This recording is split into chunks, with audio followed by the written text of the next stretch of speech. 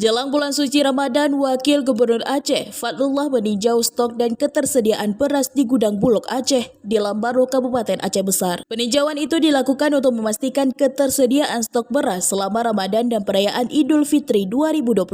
Usai melakukan peninjauan dan pengecekan, Fadlullah mengatakan ketersediaan stok beras di Aceh dipastikan masih aman hingga 6 bulan ke depan. Beras yang ada di Gudang Bulog juga berasal dari petani lokal. Juga kita ingin memastikan kesediaan beras yang ada di Gudang Bulog. Tadi kami sempat wawancara dengan Kepala Bulog, Pak Ihsan.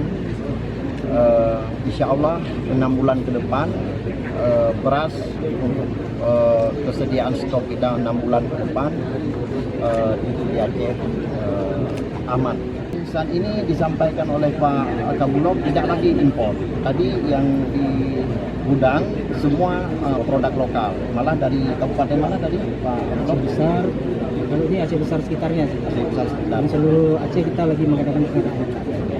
Sementara itu, Kepala Kantor Wilayah Perum Bulog Aceh, Ihsan mengatakan, selain stok beras aman, di Aceh juga akan memasuki masa panen raya. Jadi diharapkan masyarakat tidak perlu khawatir. Ihsan juga menambahkan, saat ini pasokan beras paling tinggi berasal dari Kabupaten Aceh Barat, Pidi, dan daerah lainnya. Ihsan juga menegaskan, pihaknya akan mengupayakan tidak adanya impor beras untuk Aceh. Kalau di sini saja itu 7.500, tapi seluruh Aceh itu ada 36.000. Itu cukup untuk penyaluran kita 6 bulan ke depan. Jadi nggak usah khawatir, beras kita cukup dan didukung pula saat ini sedang panen raya. Ya, nanti bulan Maret itu puncak panennya bulan Maret April. Jadi mudah-mudahan tidak ada kenaikan harga.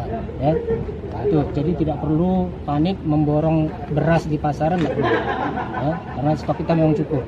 Kebetulan ini pas kita menghadapi bulan Ramadan, pas panen raya kan gitu. Jadi kita nggak perlu khawatir.